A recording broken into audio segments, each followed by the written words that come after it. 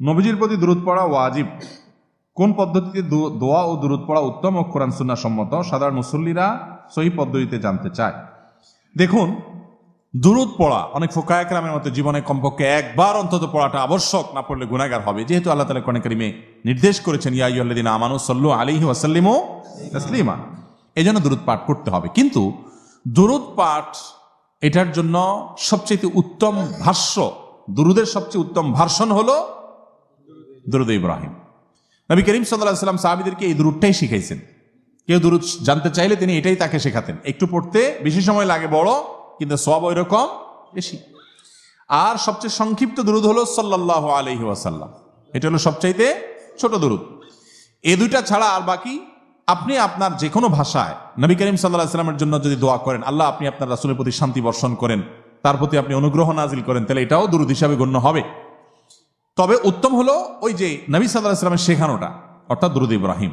এর বাইরে আমাদের সমাজে অনেক রকম দুরূদ আছে।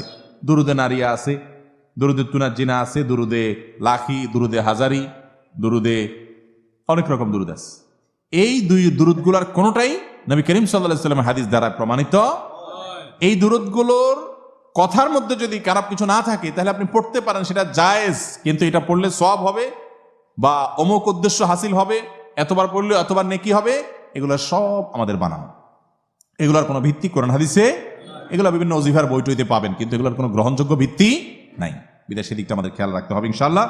আর দুরূদ পাঠের জন্য আমরা যেরকম সিস্টেম বানাই নিছি, যে দুরূদ পাঠের জন্য কিছু মানুষ একত্র হয়ে কিছু জিলাপি মিষ্টি আইনি, তারপরে আমরা দুরূদ পড়ি সবাই সুরে সুরে তালে তাল মিলিয়ে, এটাও দুরূদ পাঠের কোনো পদ্ধতি নয়। কারণ আমরা নামাজের মধ্যে দুরূদ পড়ি না, সে দুরূদ পাঠের সময় কি আমরা সবাই জোগাড় দিয়ে একসাথে পড়ি?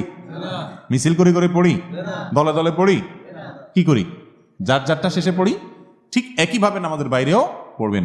নবী করিম সাল্লাল্লাহু আলাইহি ওয়াসাল্লাম কিংবা তার সাহাবীদের কেউই কিন্তু দলে দলে একসাথ হয়ে সবাই মিলে দুরূদ পড়ছেন আমাদের মতো এরকম আমরা যেরকম মিলাদে পড়ি, এরকম কোন পদ্ধতি সাহাবীদের মধ্যে ছিল, এরকম কোন জাল হাদিসও নেই, সহিহ হাদিসে পড়ার কথা কি বুঝাতে পারছি? অতএব দুরূদ পাঠের জন্য লোকজন ডেকে এনে এরকম মিলাদ মাহফিল করার শিক্ষা ইসলাম আমাদেরকে দেয় নাই। আমরা নবী করিম সাল্লাল্লাহু আলাইহি ওয়াসাল্লামের আলোচনার জন্য একত্র হতে পারি, সেটা ঠিক আছে, কিন্তু দুরূদের জন্য একত্র হওয়ার দরকার নাই। যার যারটা শেষে করবে। আবার সেটার জন্য নির্দিষ্ট ফরম্যাট ঠিক করে দুরূদ পড়তে পড়তে আবার হঠাৎ দাঁড়ায় যাওয়া, নবী আয়েশা গেছেন মনে করা, এগুলো সবগুলো আমাদের বানানো। আল্লাহ আমাদেরকে বুঝার তৌফিক দান করুন। যে আমলটি করার বিশেষ কোনো পদ্ধতি শরীয়ত ঠিক করে দেয় নাই, সেটার জন্য নিজেরা কোনো বিশেষ পদ্ধতি বানিয়ে নিলে সেটা বিদআতে পরিগণিত হবে। দুরূদ আপনি দাঁড়ায়ও পড়তে পারেন, বসেও পড়তে পারেন। একা একা পড়ছেন, ঘটনাচক্রে কয়েকজন একসাথে হয়ে গেছেন, সবাই দুরূদ পড়তেছেন, সেটাও হতে পারে। কিন্তু আপনি সিস্টেম বানালেন না, আমরা মিলাদ পড়তে হবে, তাহলে মিলাদ কোনোদিন একা হয়? তাহলে এবার কিছু মানুষ লাগবে, সাথে কিছু জিলাপি লাগবে, আগরবাতি লাগবে, গোলাপ জল লাগবে, আর কিছু পয়সা লাগবে হুজুরের। এই হলো মিলাদের রেসিপি। মিলাদের কি রেসিপি? তো এই রেসিপি আপনাকে কে দিছে ভাই?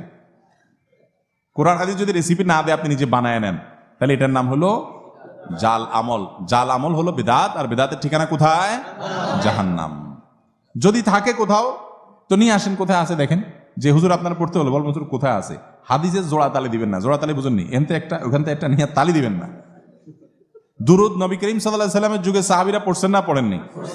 তো পড়লে ওনারা কিভাবে পড়ছেন এটা দেখলেই তো হয়। ওনারা যদি কোনো পদ্ধতি ঠিক না করেন, আর এরকম কোনো রেসিপি ঠিক না করেন, তো আপনাকে কে অধিকার দিস? আল্লাহ তাআলা আমাদেরকে সহিহ পদ্ধতিতে আমল করার তৌফিক দান করুন।